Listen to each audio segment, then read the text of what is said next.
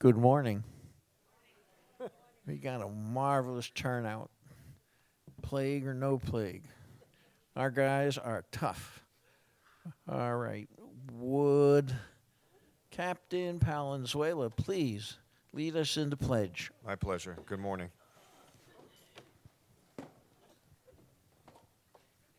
I pledge allegiance to the flag of the United States of America and to the republic for which it stands, one nation, under God, indivisible, with liberty and justice for all. All right. Thank you. Please be looking over the minutes. And while you're looking over the minutes, which are short, we will please entertain the law enforcement report. Captain? Good morning, Dave. Good morning, everyone.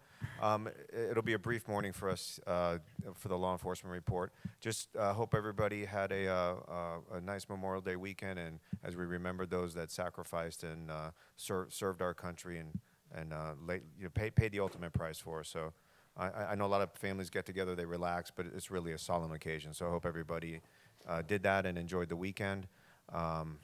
I'll be turning it over to Lieutenant Monath over here for the crime report. The only thing I have to remind everyone is here comes hurricane season, so please take care of each other, take care of yourselves as you go out to Publix or you do your supermarket runs.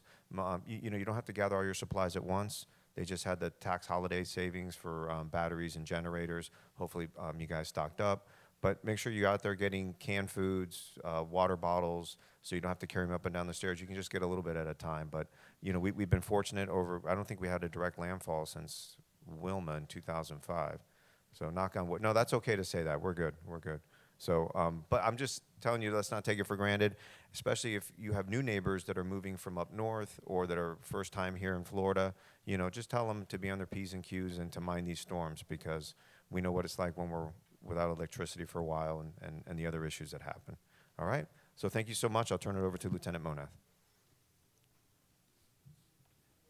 Good morning, everybody. And this is my second one under my belt, so I'm really comfortable now. I'm really comfortable to talk to everybody. So, the good thing is last month we didn't have any burglaries. That's huge, because what we really had problems with over the past several months is people leaving their cars unlocked, people leaving their belongings in their car, inviting the criminal element to come in, make an easy pick, get into your cars, take the stuff, and leave. So we had no break-ins, either vehicles or houses, so that's really, really huge. On the traffic side of it, we had some crashes. Unfortunately, people have crashes and they get into accidents. We come out, we handle those. Not too many. It was under 10 for the month. Ticket-wise, we were a little bit on the low side, and I think I told you guys last time I was here that we kind of shied away from Century Village and sending the traffic cars in here. We hit it really, really hard for about 3 months straight. We wrote a lot of tickets in here, but we didn't want to continuously do that way, so we kind of pulled back a little bit last month. But I will tell you that this week alone, I sent my motor guys back in. So those that have been driving around, I'm sure you have seen the traffic cars probably in the afternoon. So this week, between Monday and Thursday, we wrote 27 tickets. We wrote 24 written warnings, and we took one person to jail that was wanted. So, with that being said, if I can give you any advice or your friends, it's stop at the stop signs, come to full complete stops, and don't speed. Because we're going to be out here, and I'm sorry? June is going to be a hot month. Yeah, June's going to be a hot month, so I promise you the traffic cars are going to be out here, and they're going to hit it hard. So, hopefully everybody gets the word to really respect that speed limit and stop at those stop signs, because I don't know if my guys are going to have too much mercy on people. So it's a lot of money to get a citation. It's just not worth it. With that being said, the types of cases that we've been coming into Century Village for. So last month we had 213 calls for service, and then of those calls we wrote 37 reports. Anything from the crashes to a neighbor dispute to a disturbance, simple type stuff. The cases of interest that we had, again, and we talked about this last month, the fraud cases. You know, the people calling and then trying to scam somebody into giving them either a bank account information or putting them into the gift card scam that we've all seen so often. So those are still continuing. We had 3 of those cases last month, and then we had 1 theft. And I'm going to read that one to you so at least you guys know. The resident reports a woman coming to her door selling cosmetics and jewelry. After the woman left the residence, a purse with $1,000 was missing, loss of $1,400. So when people are coming to your house and they're soliciting, I would either call the sheriff's office or security to come over there and check those people out. And for sure, don't let them in your house, because what they're doing is a distraction theft. So they're putting your attention in one spot while they're distracting you, and then they're stealing your stuff, whether it's in your bedroom, your living room, or wherever it is, your purse, and they're stealing your stuff. It's a really easy pick. So if you're not sure who these people are, they're not family and they're not friends, don't let them in your house. And just keep those people out. Let us come check them out. Let security come check them out. If security's not good with the information that they're giving, they're going to call us anyway. We're going to come out. So, you know, I don't have that information. I don't know if it's a friend of a resident. Somehow they're getting in. And a lot of times you do find that they're getting in legitimately. This is a huge, huge community. And then somebody's probably going to the opposite end of where they really need to belong, and they're trying to peddle their criminal activity in a different spot of Century Village. So last Saturday, I was just talking to Commissioner Weiss about this. We've had quite a bit, and this doesn't really involve Century Village, but it actually involves the perimeter outside Okeechobee Boulevard, which we have big problems on all the time. But the commissioner had gotten a complaint about street racers, and that's mostly a nighttime weekend thing. They go anywhere from Okeechobee Boulevard to Southern Boulevard to Vista Parkway, which is just west of you here off Okeechobee by Jog. And basically what these groups are doing is it's like the Fast and Furious. They have these souped up cars. They're doing donuts. They're doing wheelies. They're drifting. They're causing us a lot of problem. Well, we had intel that they were going to come out Saturday night, and I threw a lot at them. I threw almost 60 deputies with Florida Highway Patrol at them last Saturday. So for those that were out driving from 6 p.m. till about midnight out and about, and you saw a lot of police activity off Okeechobee Boulevard, that was purposely done. So we kind of corralled them into Pine Trail, which is over here at Okeechobee and Military in that plaza on the southwest corner. And when we had enough of the activity that was going on there, we had undercovers in there. We were watching them with drones. We actually locked down a couple of entrances, and we made a gauntlet for them. So we pushed them out towards Okeechobee and Military Trail, and then Sheriff's Office and Florida Highway Patrol. By the way, I got 15 troopers to come. And if y'all ever dealt with a trooper out here in Florida, they really have no mercy. So with that being said, we made the gauntlet. We locked down Elmhurst, which is the south end of the plaza, and we pushed them all out to Okeechobee and Military. So when they come ripping out of the plaza, they met us. And it worked. So they went to another location down in unincorporated West Palm off Southern, and again, we did the same thing on them again. We ended up taking people to jail. So we're going to continue. Okeechobee is a really big targeted problem area for us with speeders, crashes, criminal activity. So we're going to hit that super, super hard. So you're probably going to see a lot more of us, a lot more of the traffic guys out there as well as in here. So that's pretty much the update. Anybody got any questions or anything for myself or the captain? Sir?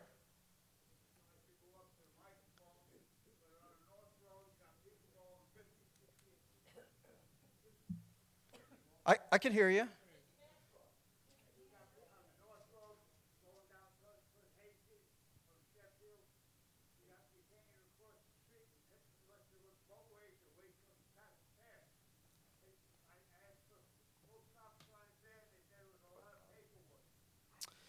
Yep, so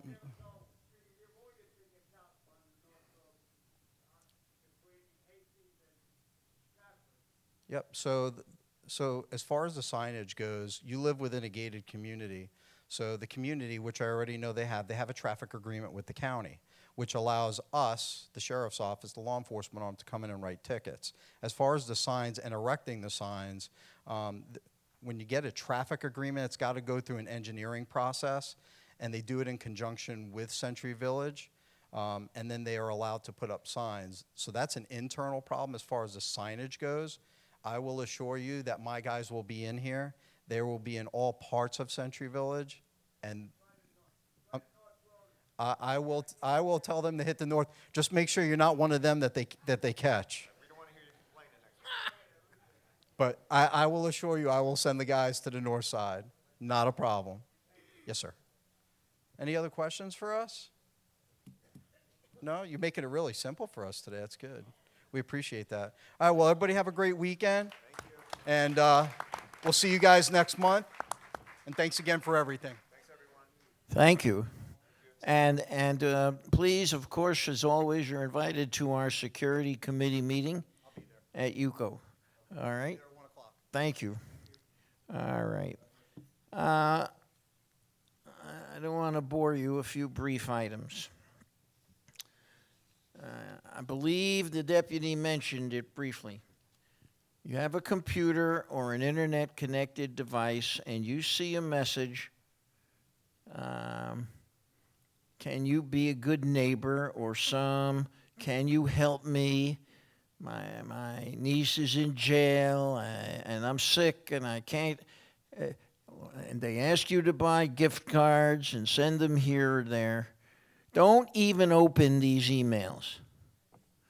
And the misery of this scam is they've hacked your address book, and it looks like that email is coming from someone you know. It isn't. All right? So you see just the title, just erase it. All right? Your niece or nephew, your brother, or they're not in jail, they're not trapped in Guatemala, and it's a scam. Please don't respond to it. The major thing I wanted to talk about, and I've mentioned it before, we had something of a major lawsuit in here. It was a difficult lawsuit from a resident confined to a wheelchair. And in some respects, interesting. The complaint was that our buses are not wheelchair capable. And it didn't really occur to a lot of us. A little investigation, all the other Century Villages, their bus systems are wheelchair capable.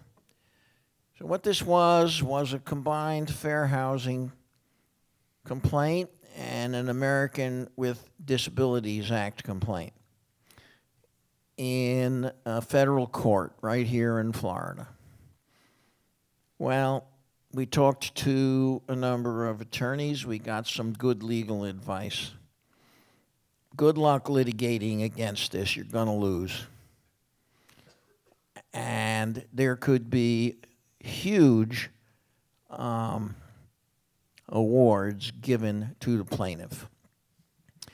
What we did was a process overseen by the court called mediation. And it was all done on the internet. It went very smoothly. It took 3 hours.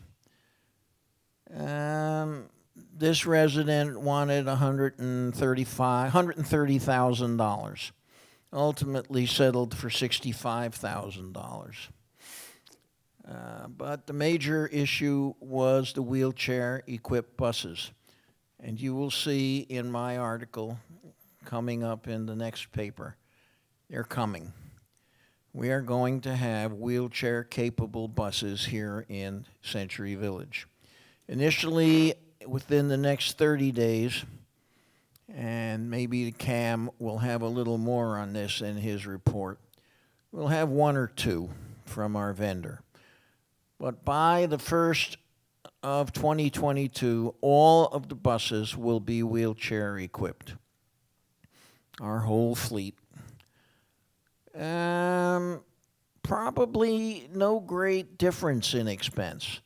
I mean, keep in mind, the current buses cost $72,000.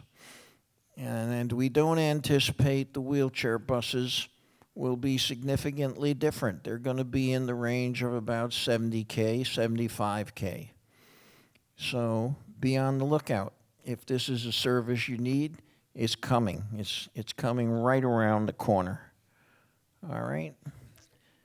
I don't want to mention names. It's not right. No embarrassing of the plaintiff, but that's it. That's a major thing for us.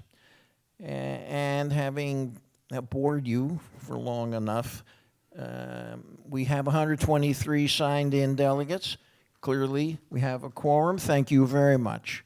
That's great. Next, our esteemed commissioner, Commissioner Greg Weiss, will have a few words for us. Greg. Good morning. Wow, it's great to be here. It's great to see you all. What a year it's been. We've all been through a lot, but we're back together again and moving forward. I want to take a moment, though, to acknowledge both our first responders. They've already left, but our fire, our police, the people who really are medical workers, the people in the grocery stores, the people who helped deliver food and groceries, all those people who helped us get through this difficult time. And so I really want to thank them. I want to acknowledge your board, the management of UCO, the things that went on, how they worked hard to make sure they kept the community safe, reached out and got testing on site. We were able to get vaccinations here on site, for many of you. And it's about, it's really about communities coming together and helping one another. And we have, it's been very difficult.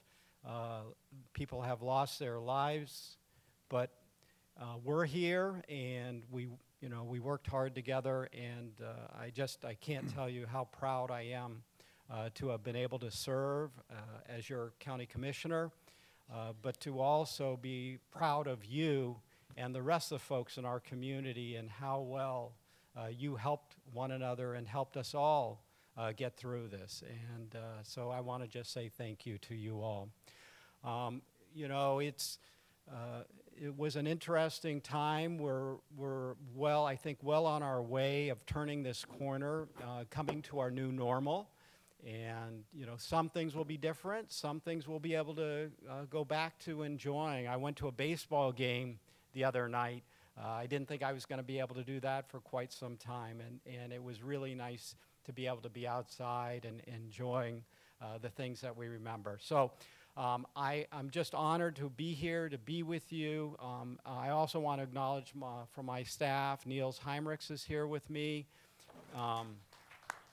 If you ever have any issues or if you contacted the office, Niels has been instrumental in helping get some of these issues solved. Before I conclude, I want to talk a moment about water, because just to make sure there's no confusion. The city of West Palm Beach had issued a water advisory for people that are compromised, for young children, and for seniors to not drink their water due to a toxin being in their water system. That does not impact Century Village. You are on county water here, and so it has no impact on your water supply or water system. You'll see pockets, though, of West Palm water around this area. So parts of Haverhill are still in the city of West Palm, and they get their water from the city of West Palm. I personally live in the city of West Palm Beach, and I get my water from the city. My understanding is that that's going to be cleared up, that they have been testing the water, and they believe they've got it under control. But they're waiting for results from the state health department. But you can rest assured, number one, your water is safe, and number two, the county offered and to do whatever they could to assist the city of West Palm Beach and the residents, because we're all in this together, and we will continue to stand with them to make sure the residents get whatever they need in working with the City of West Palm Beach. With that, I really don't have much more to say to you other than how wonderful it is to see everybody today, to be able to be with you, and just to let you know how wonderful it is to be back together again. So thank you very much.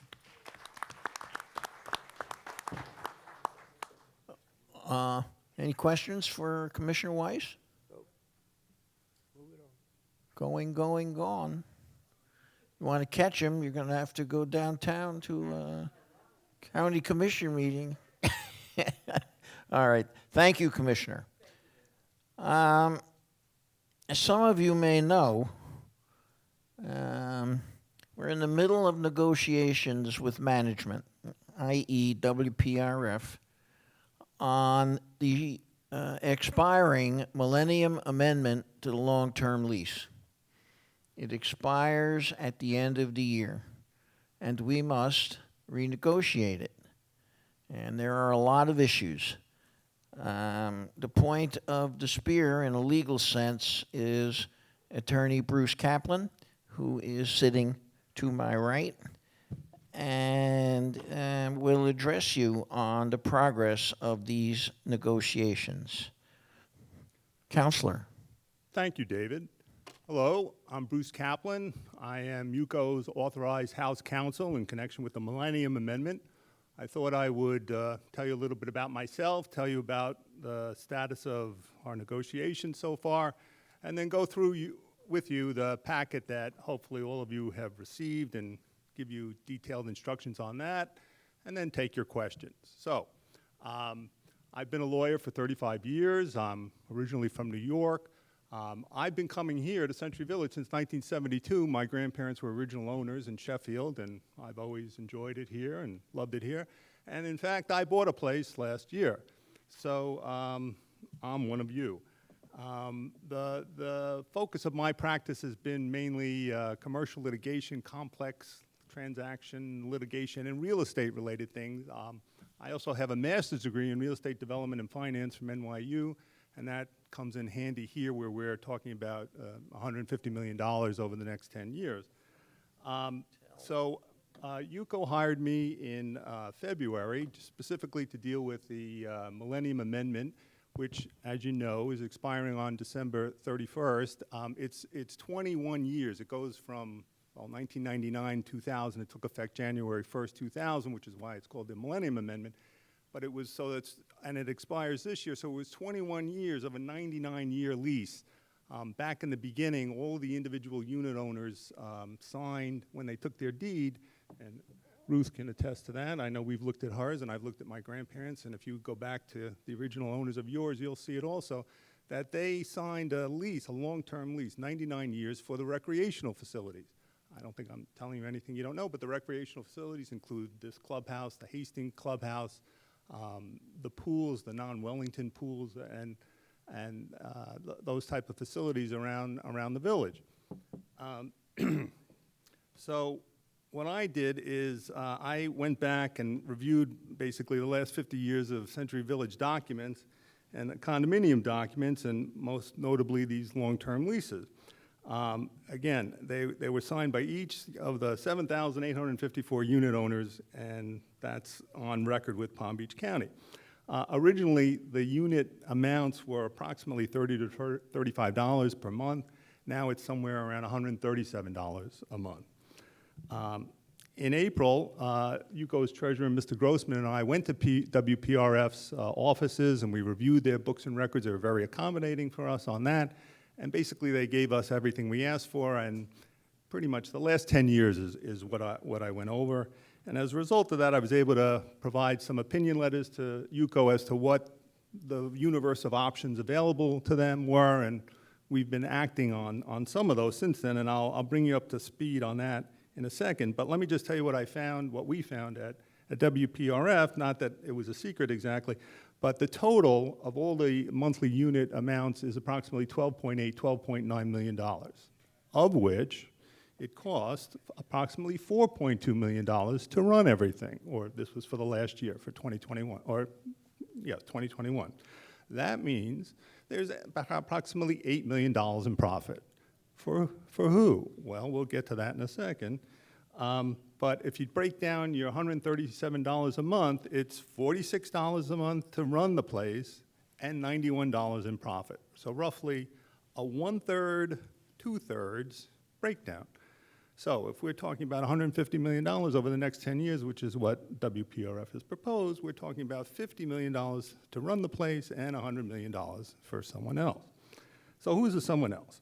Well, as you know, I believe in 1980, the facilities were sold by Century Village, Mr. Levy, to Benenson Capital Corporation of New York for $23 million. In the last 40 years, 41 years, WPRF has managed it on their behalf and continues and would like to do so for the next 10 years, and that's who we're negotiating with. So back in December, Mr. Levy proposed that the increase above this $137 or $12.8 million total would be $2.50 for the first year, 2022, and $1.50 thereafter. What that results in is, instead of $12.8 million, a little more than $13 million a year in the beginning, and then at the end of the 10 years, approximately $14 million for a total of about $150 million over the 10 years. So, as you also know, UCO established a subcommittee on this, and we've had several meetings and discussions, and what we did was we made some counter proposals, and I'll tell you about those in 1 second, but really what seems to really gnaw at people, or at least the committee that I've experienced so far, is the fact that there's no definition. Unfortunately, this agreement that was signed in 1999 by the prior UCO administration and was authorized by every single unit owner back then, is flawed. And why is it flawed? Well, mainly because it has no provision for capital improvements, a definition of capital improvements. So if you're a renter, as we are, we rent the place out, and for example, some equipment needs to be refurbished or repaired, normally the landlord would pay for that. Not in our case. Here, and the example I use is the air conditioning. The air conditioning in this building is going to need to be replaced in the near future, and it's going to cost upwards of $5 million. So, in addition to paying the $150 million over the 10 years, they want us to pay the $5 million and everything thereafter. So, an example that comes to mind with me is, I used to belong to LA Fitness. If you belong to a club, a gym, and they're charging you $40 or $50 a month, and you tell them, the weight machine in the back broke, and you say, oh, thanks so much for telling us that. We're going to charge you another $15 a month on top of that. Like, what? Like, where have you ever heard of a lease that does that? I mean, if you were a tenant in the Empire State Building and the air conditioning broke, the landlord would pay for it, not the tenant. So that really is like one of the, in addition to the high rent, or we'll get to that in a second, that really is one of the stumbling points that, or one of the negotiating points that we want to address. So what we do? Well, we first came up with a proposal. It was, I'll call it Fausto's proposal, where we said, okay, instead of $13 million, we're going to pay you $10 million a year, all right? And we want to go back to the gross lease. Now, before 1999, from the beginning, the early 70s up until 1999, we paid a set amount, let's call it $8 million, whatever. In the beginning, it was $4 million, and then obviously it went up over time.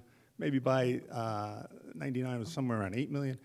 And attached to that agreement, there was a maintenance schedule that there had to be so many social activities a week, there had to be so much cleaning, and we left it up to WPRF.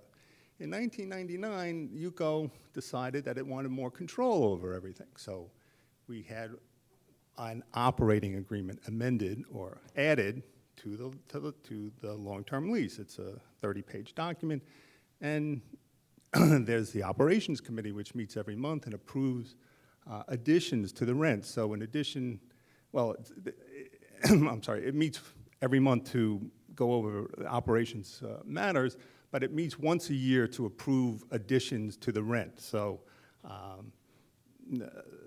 that's where we come to the $137. So in any event, the first proposal with us was said, no, we want just to go back to a gross lease. We're going to tell you how much services we want and everything, and it's $10 million a year.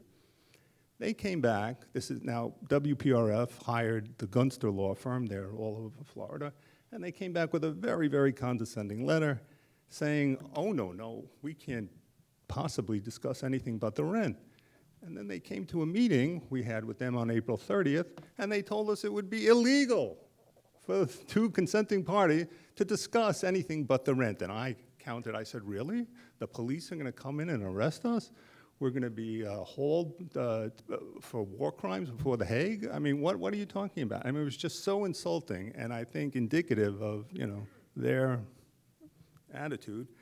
So they rejected that. So we came back, and then Ruth came up with a proposal, and she said, all right, tell you what, we'll let you keep your $13 million, but we really want you to address this issue of capital improvements. And I attached a whole long exhibit of the IRS's definition on capital improvements and why it should be. And really, any lease has that except ours. It didn't have that in the beginning. And in fact, what it says is the operating expenses, and now operating expenses are normally, what it takes to run the place, the staff, the electricity, the taxes, the insurance, et cetera. But what our definition includes is repair, replacement, refurbishment. It's like they stuck it in, and they will not discuss taking it out. So what was their response to that? Again, they rejected that, and they said, sorry, we're only going to talk about rent. Now, that was the middle of May. The Millennium Amendment says that if we have not reached agreement by May 30th, that they will declare an impasse and that we will go to arbitration. Well, that happened. They gave us a letter last Friday which said, we're going to arbitration. Of course, anticipating that, I looked and found, and I'm proposing an arbitrator. I decided to, well, anyway, I found someone in Orlando, very good, well-experienced, good practice of representing condo associations and homeowners association, is a member of the American Arbitration Panel, and I interviewed him last week, and I'm satisfied, and we'll get going on that. So we get to pick one, they get to pick one, and then the two of them pick a third. The arbitration doesn't start until September. What do I hope to accomplish in the arbitration? Well, I hope to have the lease designated as unconscionable. Florida statute provides several measures for unconscionability. I'll just give you one. So if it's unconscionable, it can't be enforced, all right? So I'll just give you one. It says if the rent is 25%, the annual rent is 25% of the value of the facilities, all right? So how much are all these facilities worth? Well, we have an appraisal of $14 million. It's not apples to apples. We have an appraisal of $14 million from last year, which covers all of the pools and all the clubhouses. It doesn't cover, it's not apples to apples, because what Benenson owns, what is roughly 19 parcels. Our appraisal covers, I think, 7 or 8. But the other 8 or 9 parcels are the lakes, the canals. How much is all that worth? All right, so let's do the math. So our appraisal says the facilities are worth a replacement cost of $18 million, a depreciation amount of $14 million. Let's take $18 million. Okay, so they're proposing $13 million a year going forward. All right, so that would mean that the value of all the facilities would have to be, well, if it's 25%, it would have to, let's multiply that by 4. So you got 13, 26, 52. $52 million is what basically Benenson's position would have to be. $52 million.